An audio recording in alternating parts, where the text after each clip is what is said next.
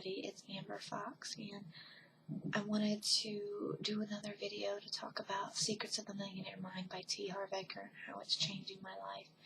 And in the last video I talked about programming and how, your past, what you've seen, what you believe, what people have taught you, that leads to the way you are now. It's the way you were programmed, and it leads to the way you think now. So just in this video, I want to talk about one section in his book that talked about verbal programming. And I don't edit videos, so I apologize for that, but verbal programming, and what that is what did you hear about money, wealth, and rich people when you were growing up? Think about that. I was taught personally that, it didn't matter how much money you had as long as your family was together and you were happy. Then that's all that mattered. And that's fine. I'm not saying that's wrong to teach. I'm not saying that at all. But what I am saying is that stayed up here. So I never really pushed to try to get more money in any of the jobs I had. I did go to college for 2 years and did get a 2-year degree. And that's good. But I could have done more. But I just said, well, it's okay. As long as we're together, as long as we're happy, it's okay. And that stuck with me. And it affected the decisions I made. And I'm not saying that I made any wrong decisions or right decisions, but, what you learn in your past does affect your decisions later on. And he goes on to say that, when the subconscious mind must choose between people, I can't even read my notes. When the subconscious mind must choose between deeply rooted emotions and logic, emotions will always win. So that memory that I told you about what I was taught about money, it's tied to an emotional thing that happened to me in my past. You see, in my past, the reason my parents taught me that is because we started out with a lot of things when I was younger. And through some events, we lost them. And long story short, we ended up living in a hotel room for a while. Me, my parents, and my brother. And that's when they taught me that as long as we were together, it was okay. So subconsciously, when my mind has a choice to do something that's logical, any kind of money decision, the logical way, or this emotional memory that I have.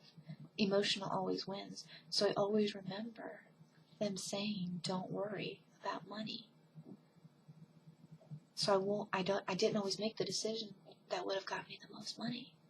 But I'm changing that now. And he teaches 4 elements of change. If there's something, maybe you have a story. Maybe you have an emotional memory that you think is tied to money that is affecting your decisions. There's 4 elements of change.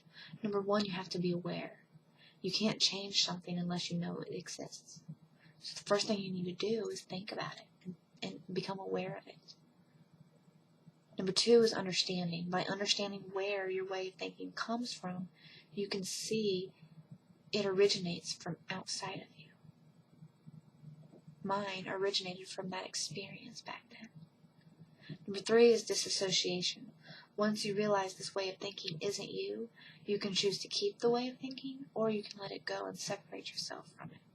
And that's what I'm doing now. I'm separating myself from the belief that money doesn't matter, because money does matter.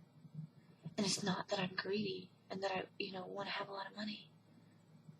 But it's what the money gives you, because I can now see what money gives you. Money has given me my life back, has given me my kids back.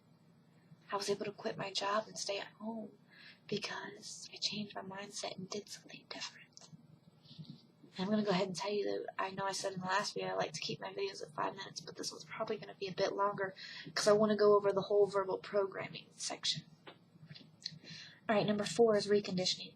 Once you've become aware of, the situation or the memory that you have, and you understand where your decisions now are coming from, you disassociate yourself from it. then you can recondition yourself. You can retrain your mind to respond supportively in terms of money and success. And Empower Network does that. Empower Network trains you, reconditions your mind, and gives you, a vehicle to become successful in. And that's why I'm so glad I found it. But now, he goes on to talk about the steps for change for verbal programming. And, I talked about the key elements, and the steps for change is pretty much the same, but it's going to tell you step by step what to do. So number 1, for awareness, you need to write down all the statements you heard about money, wealth, and rich people when you were young. And I did this, and that's where I figured out that was coming from. I realized that memory, and I didn't think about it because it was all subconscious, but when I started writing and started remembering, that's where I came up with it. Number 2, you need to understand, after you've got your list of statements that you heard as a kid, you need to write down how you believe these statements have affected your financial life so far. I didn't realize that living in a hotel and my parents telling me not to worry about money affected me now, because I didn't sit there and think, I'm not going to take that job because it doesn't matter if we have money, but I did it subconsciously. Number 3 is disassociation. Can you see that these thoughts represent only what you learned and they are not who you are?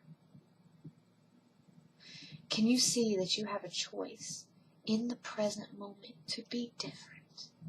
Because I chose to be different, and it gave me everything I have today. And you can choose to be different too.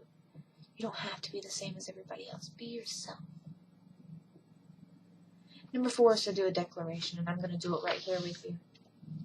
And I want you to do it too. Repeat after me. I want you to put your hand over your heart, and I want you to say, what I heard about money isn't necessarily true. I choose to adopt new ways of thinking that support my happiness and success. And then I want you to put your hand on your head, and I want you to say, I have a millionaire mind.